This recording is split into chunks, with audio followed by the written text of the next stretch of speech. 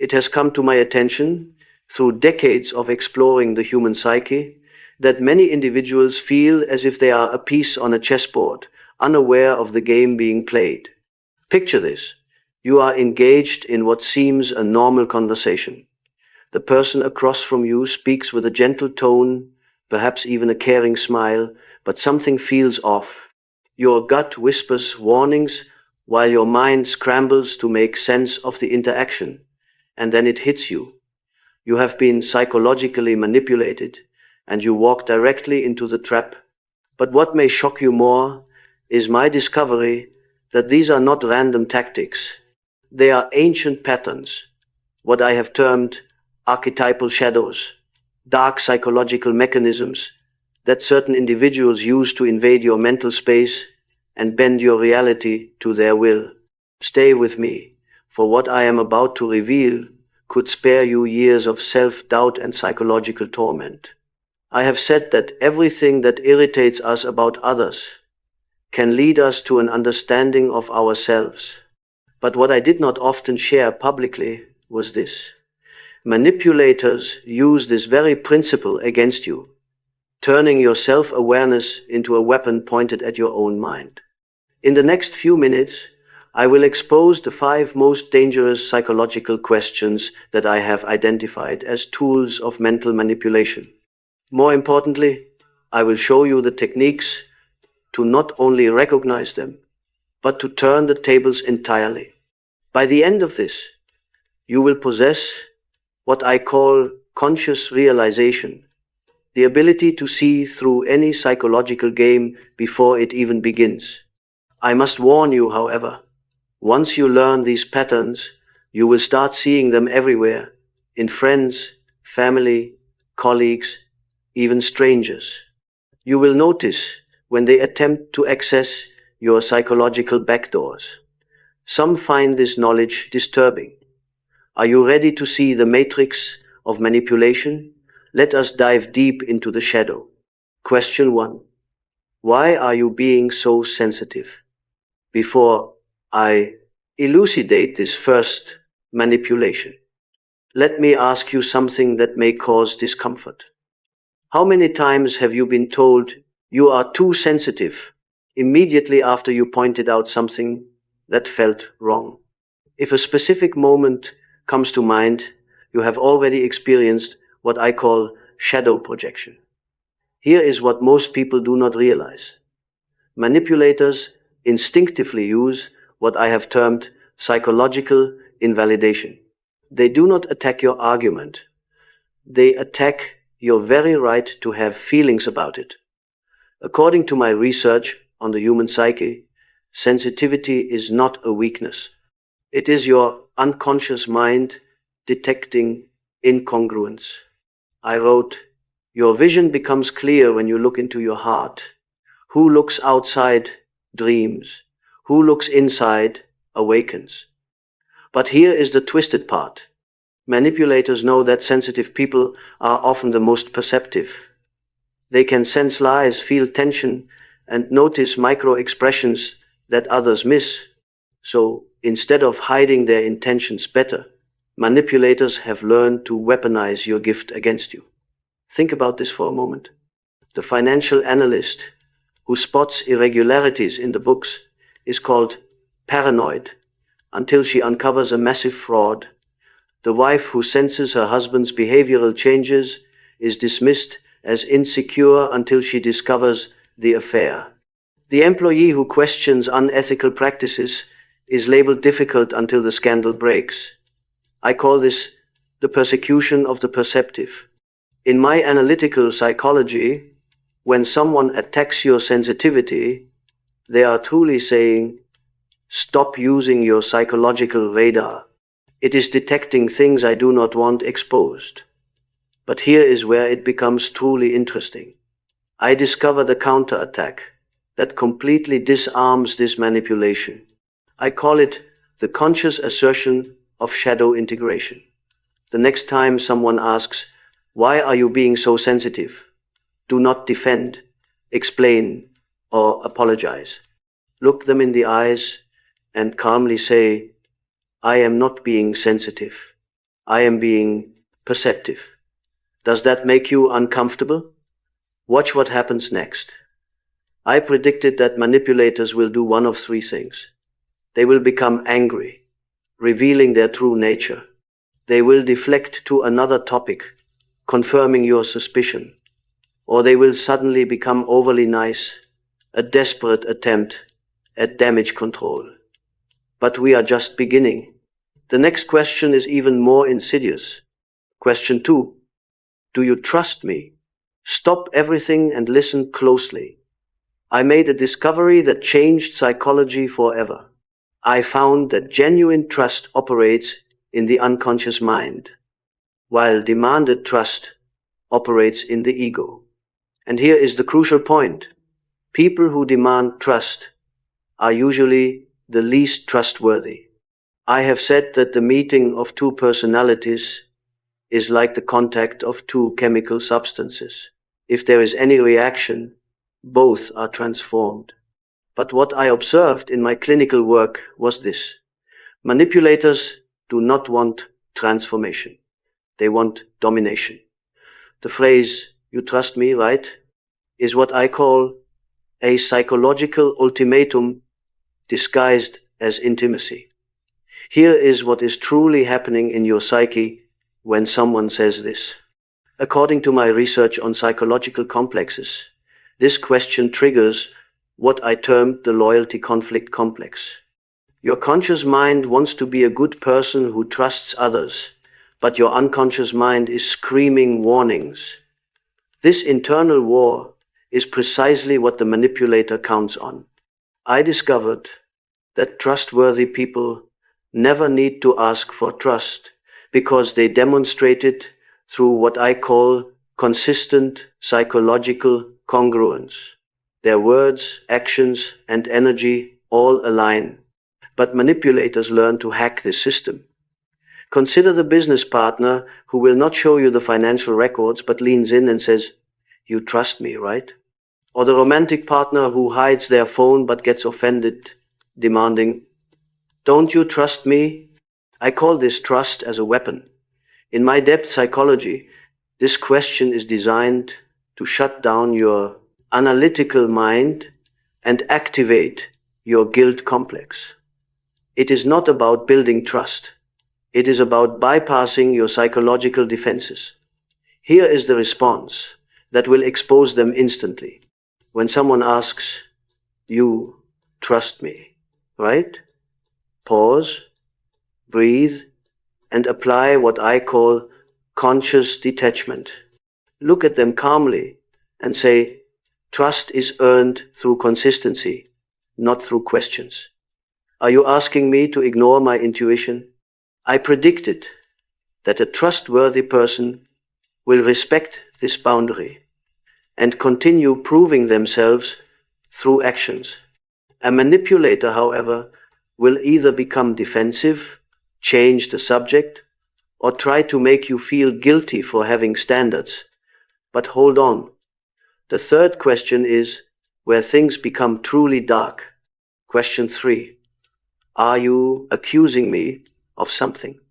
Before I reveal this psychological weapon, I must warn you about a disturbing discovery.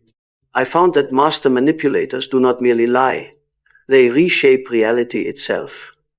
This question is what I call the reversal technique, turning the investigator into the investigated. Here is how your mind is hijacked. According to my research on psychological projection, when you notice something suspicious and ask a reasonable question, the manipulator immediately flips the script. Suddenly, you are the problem. You are the one causing trouble. You are the one who needs to explain yourself. I wrote, projection is one of the commonest psychic phenomena. Everything that is unconscious in ourselves we discover in our neighbor, and we treat him accordingly. But manipulators weaponize this natural tendency. They project their guilt onto you and then attack you for carrying it. It is psychological warfare disguised as self-defense. Let me illustrate how this works. You notice financial discrepancies at work, and ask your boss a simple question. Their immediate response is, "Wait, are you accusing me of something?" Now you are backpedaling, explaining yourself, apologizing for being observant. I call this the guilt transfer complex. In my analytical psychology, this question is designed to trigger what I termed the responsibility reversal. Instead of them explaining suspicious behavior, you are now explaining your right to notice it. But here is what I discovered that changes everything. The power lies not in the question, but in the silence that follows. I observed that manipulators expect immediate panic, quick explanations, and desperate apologies. They never expect composed confidence. The counterattack is devastatingly simple. When someone snaps, "Are you accusing me of something?" do not rush to fill the silence. Apply what I call the therapeutic pause. Hold eye contact. Wait 2 to 3 seconds. Then calmly respond. "Should I be?" Just 3 words. But those 3 words contain what I call conscious power. Because innocent people do not fear questions, only guilty people do. Your composed response forces them to confront their own shadow instead of hiding behind yours. But we are not done yet. The 4th question is pure psychological poison. Question 4. Would I ever lie to you? What I am about to tell you may change how you see every relationship in your life. I discovered something most people never realize. The question, "Would I ever lie to you?" is actually a lie itself. Not because of the words, but because of the intention behind them. Here is the psychological trap. According to my research on what I called persona manipulation, this question is not seeking an answer. It is creating an emotional debt. The manipulator makes you feel guilty for doubting them, even when your intuition screams warnings. I wrote, "The privilege of a lifetime is to become who you truly are. But manipulators try to make you feel like a horrible person for being observant, intuitive, and cautious for being yourself." And here is the truly twisted part. I found that people who need to ask this question are often revealing their own psychological state. I call it unconscious confession through overcompensation. Think about this pattern. The spouse who hides their phone but becomes tearful, asking, "Would I ever lie to you?" The business partner who will not show you the books but seems wounded, saying, "Come on, would I really deceive you?" I call this a performance of innocence. In my depth psychology, genuine honesty does not perform. It simply exists. Honest people do not need to convince you they are incapable of lying. Their actions create what I call unconscious trust. You feel safe without them having to tell you why. But manipulators have learned to counterfeit this feeling. They use emotional theater to bypass your logical mind and activate your guilt, complex the tears, the wounded tone, the implied accusation that you are heartless for doubting them. It is all designed to make you stop thinking and start feeling sorry. Here is the technique that exposes this immediately. When someone asks, "Would I ever lie to you?" do not take the bait. Apply what I call conscious questioning. Pause and then respond, "That is not the right question. The question is, would I know if you did?" This single response flips the entire psychological frame, because liars thrive in emotional fog, but they wither under the spotlight of conscious awareness. Your response switches on what I call the light of consciousness, and suddenly the shadows have nowhere to hide. But the final question is the most dangerous of all. Question 5. Can't we just move on? What I am about to reveal may be the most important psychological insight you ever learn. I discovered that this innocent sounding question is actually the manipulator's nuclear option. When denial, distraction, and guilt fail, they deploy what I call forced forgetting, the demand that you abandon truth for the illusion of peace. But here is what I understood that most people do not. There is no coming to consciousness without pain. Real resolution requires facing uncomfortable truths. Manipulators want to skip the pain and jump straight to your forgiveness. According to my research on psychological healing, moving on without understanding is like placing a bandage over an infected wound. It looks better on the surface, but the poison continues to spread underneath. Consider how this plays out. The company caught in a scandal begs employees, let's not dwell on the past. Let's focus on the future. The unfaithful partner who has been exposed pleads, why keep talking about it? We need to move forward. But I discovered something crucial. These are not requests for healing. They are demands for amnesia. The manipulator does not want to resolve the issue. They want to erase it from your consciousness. I call this psychological burial. In my analytical psychology, true healing happens when the unconscious becomes conscious. But manipulators want to push everything back into the unconscious, where it cannot threaten their control. Here is the pattern I identified.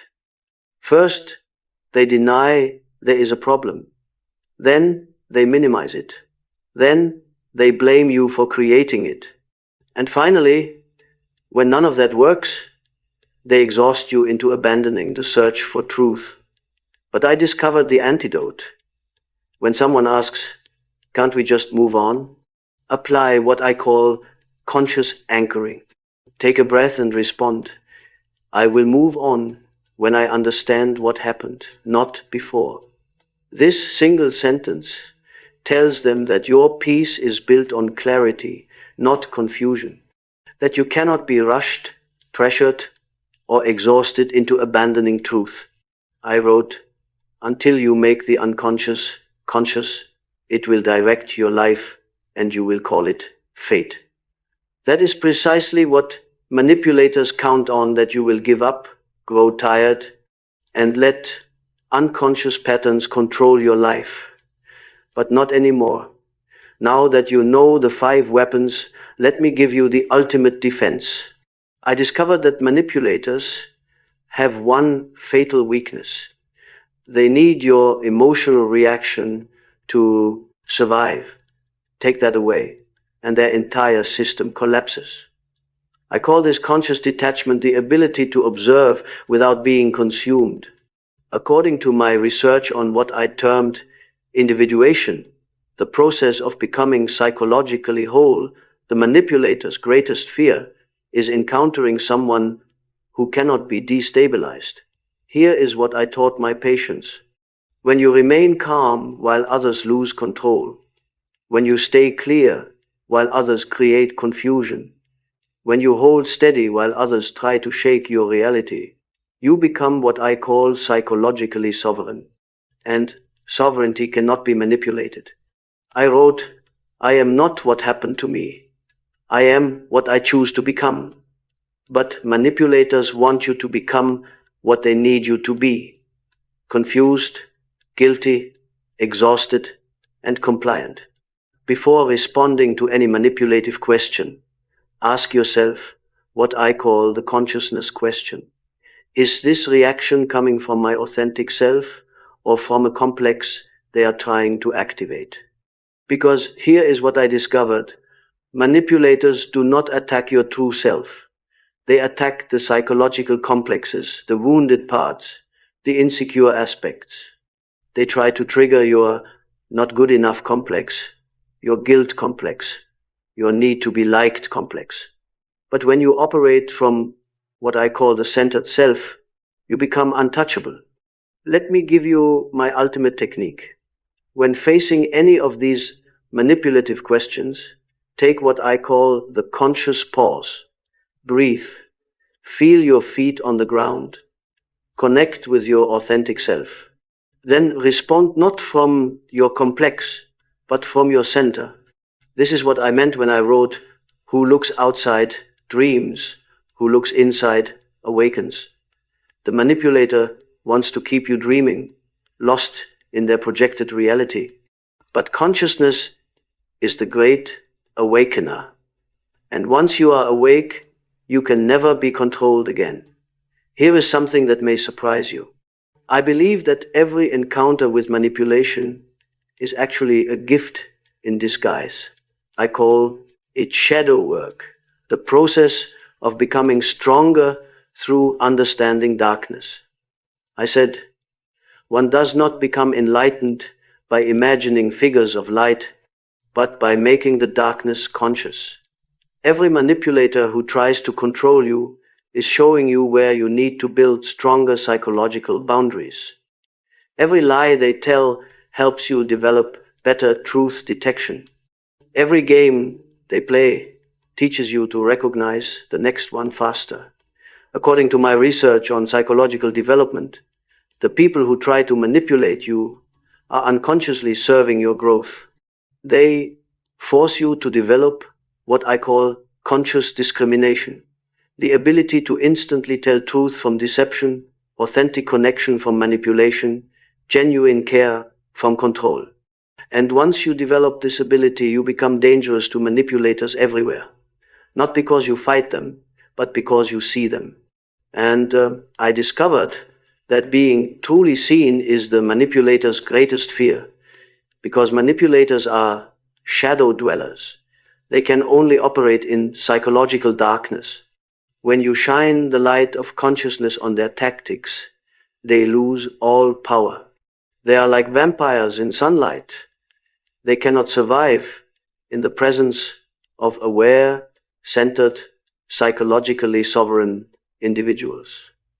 This is why I call conscious people the great threat to unconscious manipulation.